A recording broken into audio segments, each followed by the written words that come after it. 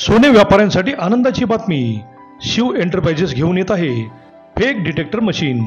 या मशीनद्वारे सोन्याच्या दागिन्यांची शुद्धता समजेल, एकदम ॲक्युरेट.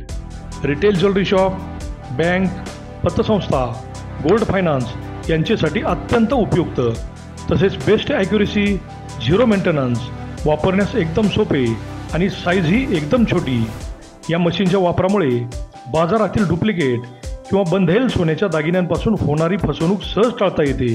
चला तर मग व्यवसाय करताना डुप्लिकेट सोन्याच्या दागिन्यांपासून होणारे नुकसान टाळण्यासाठी शिव एंटरप्राइजेसचे फेक डिटेक्टर मशीन आजच खरेदी करा. मशीन खरेदीसाठी संपर्क शिव एंटरप्राइजेस, वेद ज्वेलर्स, पोलीस स्टेशन समोर, विटा, जिल्हा सांगली. संपर्क 88 30 64 17 17.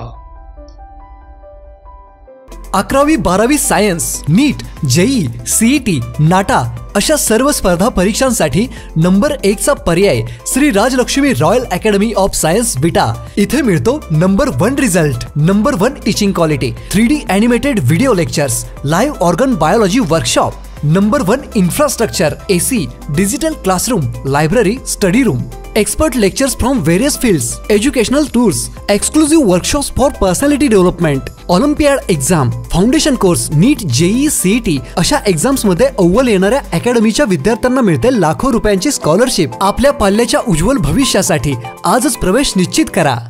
नमस्कार, प्राईम न्यूजमध्ये आपल्या सर्वांचे स्वागत.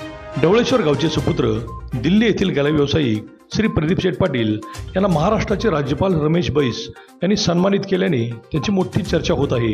प्रदीप शेठ पाटील यांनी शौर्य स्मारक ट्रस्ट पानिपतची स्थापना करून पानिपतमधील मराठी बांधवांना एकत्र आणण्याचे मोठे काम केले आहे. 14 जानेवारी 1761 साली पानिपतची तिसरी लढाई हरियाणा राज्यात पानिपत या गावाजवळ झाली. अहमद शाह अब्दाली आणि मराठ्यांच्यात झालेल्या या लढाईत मराठ्यांचा पराभव झाला आणि युद्धानंतर हरलेले मराठे तिथेच राहिले. ते परत आलेच नाहीत आणि त्यांचेच वंशज आजी लाखोंच्या संख्येने तिथे राहत आहेत. त्यांना रोड मराठा असे संबोधले जाते.